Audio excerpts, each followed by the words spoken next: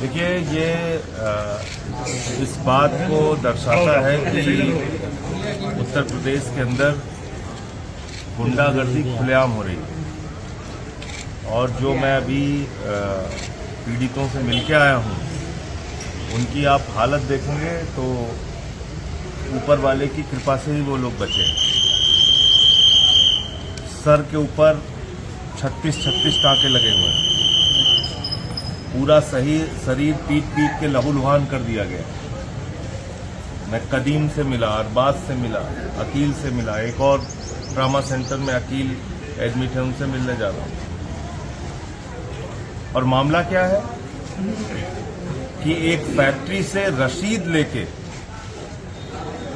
वो अपनी गाड़ी पे मीट लेके जा रहे थे। रास्ते में रोककर गुंडों के द्वारा ये कहा गया कि ये गौमांस है।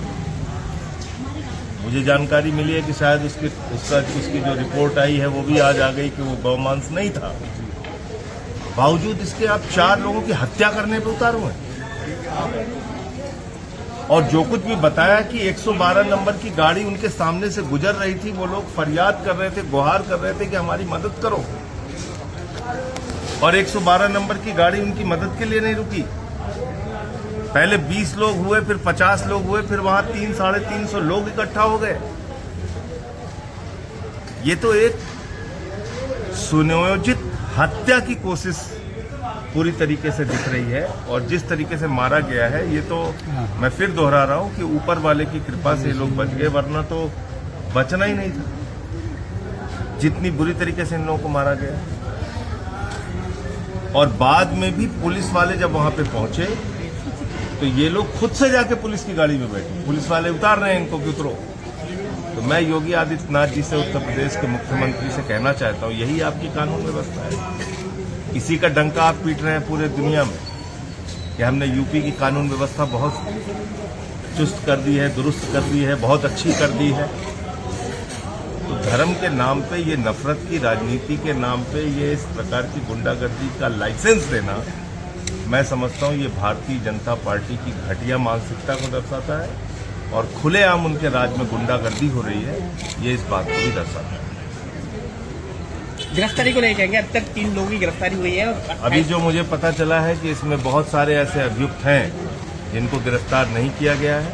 और उनको शीघ्र ही गिरफ्तार करके कड़ी से कड़ी सजा दी जाए। और ऐसी सजा दी जाए, ऐसा फास्ट ट्रैक कोर्ट में इनका केस चला के ऐसी सजा दी जाए जो दूसरों के लिए नजीर बने। सांसद जी क्या मानते हैं, जिस तरह से अब फैसला मीट आया है जनता के, तो क्या लोग तो निर्दोष निकले एक तरह से? यही तो मैं आपसे कह रहा हूँ, यही तो मैं आपसे कह रहा हूँ। मैं यही तो आपसे कह रहा हूँ कि ये पीटा गया है, इनको घायल हुए, ये गुंडागर्दी का एक, देखिए लाइसेंस उनके दिलों के, ये उनके पास लाइसेंस था। वो जो मीट लेके जा रहे थे वो वैध था, उसकी रसीद थी उनके पास।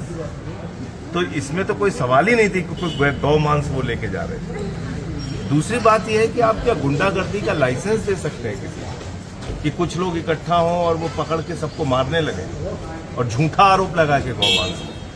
अब तो रिपोर्ट भी आ गई कि गौमांस नहीं था। तो इसका मतलब कि आपने जानबूझ के एक माहौल बिगाड़ने के लिए, और जो नफरत की राजनीति का प्रचार, हिंदू मुसलमान की राजनीति का प्रचार जो बीजेपी के राज में चल रहा है, उसके कारण पुलिस की मौजूदगी, ये सारा कुछ बताया उन लोगों ने कि पुलिस वाले वहां से 112 नंबर की गाड़ी गुजर रही थी इन लोगों। और दिन दहाड़े 9:15 बजे की बात है, 9:15 बजे की बात है। यानी कि खुलेआम रोशनी में गुंडागर्दी का लाइसेंस है। योगी जी बोल रहे कि 0 टॉलरेंस की बात करते हैं। वो यूपी से गुंडे भाग गए हैं, योगी जी का कहना है।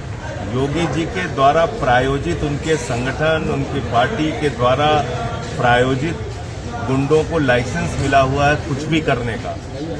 24 घंटे में 14 हत्या हो रही है उत्तर प्रदेश के अंदर, एक ही जिले में, लखनऊ में।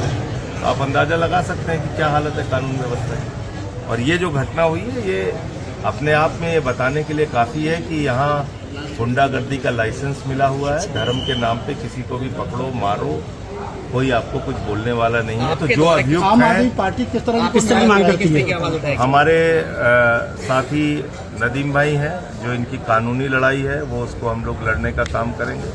इनकी जो दवा इलाज में जो भी आर्थिक मदद होगी उसमें भी हम इनकी मदद करेंगे। और संसद का सत्र जब चलेगा तो आप सुन लीजिएगा मैं क्या बोलूँगा।